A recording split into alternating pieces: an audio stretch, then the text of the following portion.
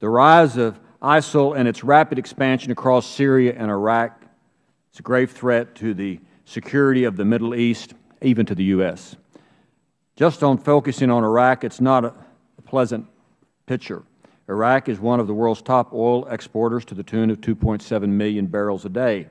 If ISIL continues to march across Iraq, we could see most of Iraq's exports dry up. The result would be a spike in oil prices. More countries would want to buy oil then from Iran, threatening our sanctions regime. The U.S. economy would also be affected, and Americans could lose their jobs. As Iraqi Prime Minister Maliki looks to his supreme leader in Iran for help, Iranian influence in Iraq is growing day by day. This is disturbing. Also, to me, corruption seems to be a problem in the Maliki regime. The Iranians are bringing in plane loads of weapons and even conducting airstrikes. Increased Iranian involvement plays into the worst fears of Iraq's Sunni neighbors like Saudi Arabia.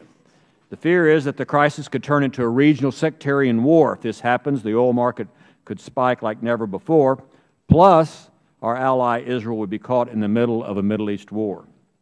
ISIL may be regionally focused for now, but it has said it has sights on the United States. Today, ISIL controls more territory than core al-Qaeda did before 9/11.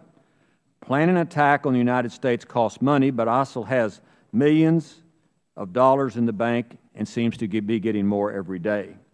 An attack also takes fighters, and ISIL have thousands of highly trained fighters who are much more capable than those who were fighting in Iraq in 2007 and 2008.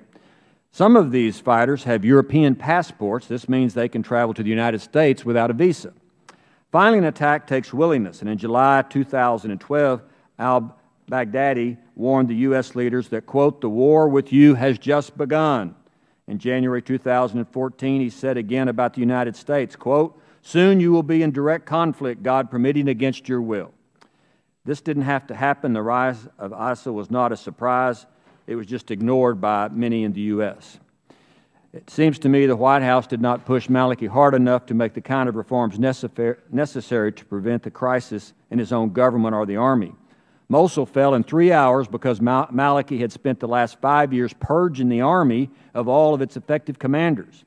And when the Iraqi Army came into conflict with ISIL, many soldiers cut and ran, dropping U.S. equipment into the hands of ISIL. Isn't that lovely? So Maliki has continued to turn Iraq into his own personal fiefdom. Within hours of the withdrawal of U.S. forces in December of 2011, Maliki sought the arrest of Vice President, a longtime Sunni rival, and sentenced him to death in absentia. 3 years later, Maliki has not learned his lesson. Just last week, he fired his Kurdish foreign minister, accused Kurdistan of harboring ISIL terrorists, even though it is the Kurds who've been the best fighters against ISIL. In fact, the last time I was in Iraq with other members of Congress, we asked Maliki some tough questions, and when we got through meeting with him, he ordered us out of his country. He evicted us, in other words. However, we did stick around and visited with the Kurds, who are very receptive to the United States and support the United States. The Kurds are tired of Maliki's bullying. The Kurds have been longtime friends of the U.S., and if they want independence, my opinion is we should support that. The question is, what does the United States do with Maliki, his incompetence, and the rise of ISIL? Like 2010, we're now at another crucial juncture.